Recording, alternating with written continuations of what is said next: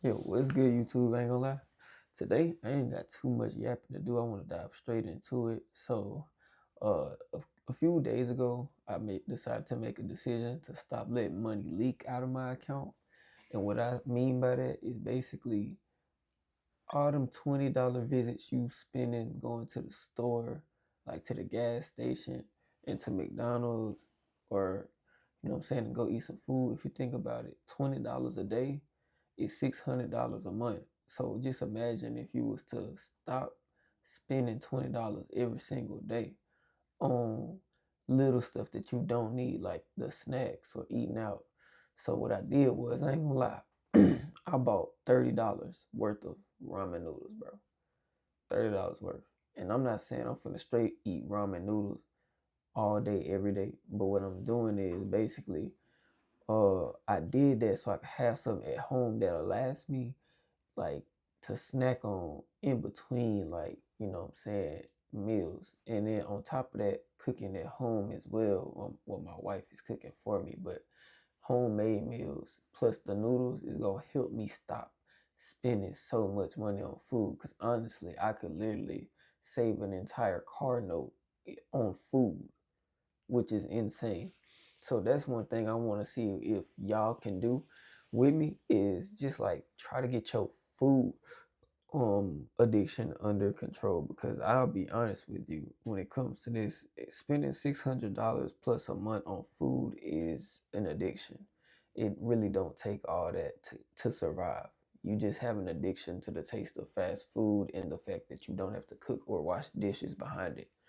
um but if I'm just being honest, part of being financially responsible and getting financially free comes with sacrifices. And I'm not saying you can't ever eat out, but I'm just saying, like, if you're gonna eat out, why not just go do a little DoorDash to pay for your eating out? You know what I mean? Or do like a side hustle, make some extra money.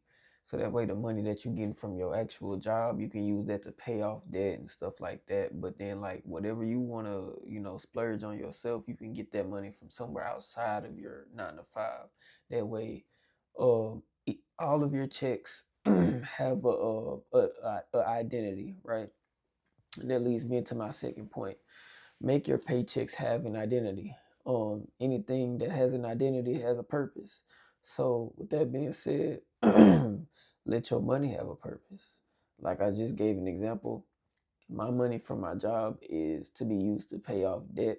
I'm literally almost done paying off a $6,500 CDL school debt that I've had for what, like 3 4 years at this point. Honestly, it started off at 10,000, and I should have been able to get it going because I've been making like 70,000 for, like, even more than 70,000 for the last 3 years of my life. I just never took initiative to actually lock in and pay it off quicker. I've been using my money for other things instead.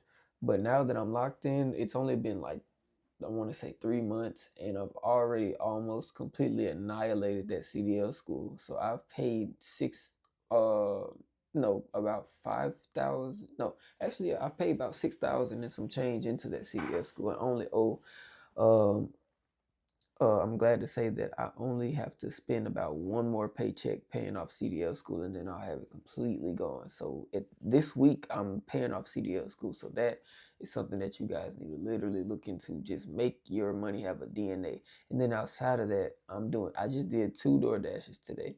So when me and my wife go to eat today, after we just left church, the money is not gonna come from my job. It's gonna come from the DoorDash. So, like I said, you don't have to put yourself in a position where you don't do anything or enjoy anything. Just do it smartly. And that leads me to my next point, right? When it comes to your finances, try to pay off stuff as quick as possible because interest is literally unnecessary. On that CDL school, I've paid an extra $2,000 that I did not have to.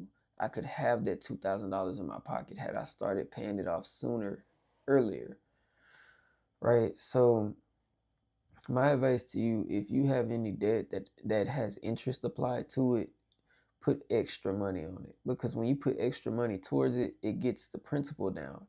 You have principal, um, and that's basically the actual amount you owe, and then you have interest, which is this just a tax basically that the lender adds on top of the money to make you pay more in the long run. So after I pay the CDL school off, next thing is gonna be credit card and cell phone and car note, and then I'm done.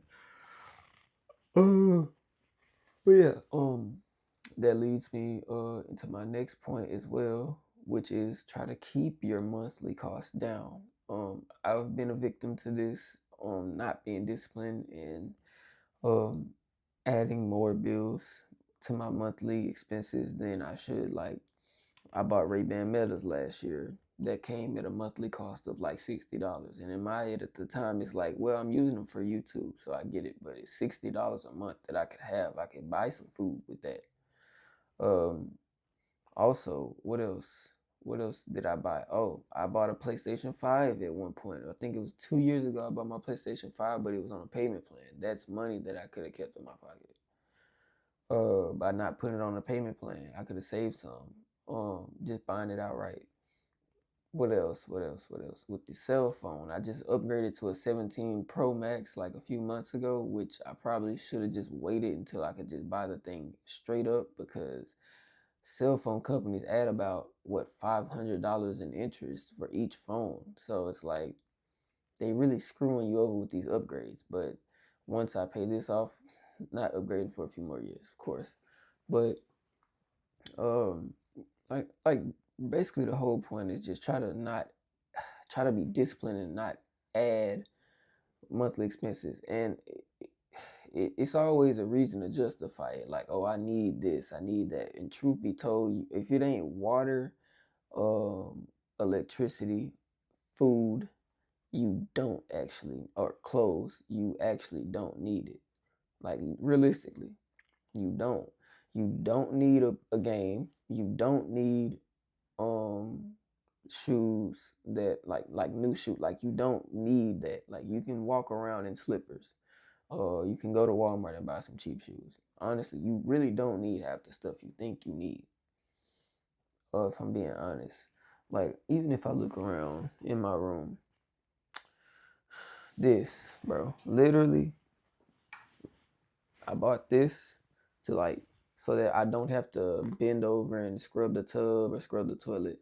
Literally don't necessarily need it to clean. It makes it easier, but I could get by without it. But that's probably like $30, $40 I could have right now. You know what I'm saying? And all that stuff adds up. And that's really the point that I'm trying to make is that when you scrolling on social media, they know how to get you to swipe your card. So even if you got to stay off TikTok or stay off social media, try to get away from the shiny object syndrome. Another thing is tripod, right? I'm not even using it right now, but I'm still recording. Technically, you could say I don't need this, right? Because I'm not even using it, but I spent money on it when I thought I did. It was an impulse buy. That's the point I'm trying to get you to make. We get emotional when we see stuff and we feel like we're missing out, when in reality, half the stuff we don't even need. Even this microphone that I'm talking on right now was $100, right? It's a great quality of a microphone. I cannot lie to you. But in all reality, my phone has a microphone. So it upgrades my quality of life. But do I need it? No, I really don't. One thing I'm glad I didn't do is go buy a camera when my phone literally has a camera. I ain't gonna lie. That's something that don't make sense to me. Cause I'm not it's not like I'm shooting movies. I'm literally sitting here just yapping for 10 minutes or more. It ain't that deep for me to go spend $1,000 on a camera to talk at a desk. So yeah, that's just a little bit of advice that I have for y'all. And yeah, I really ain't got too much else to say. Without further ado, we gone.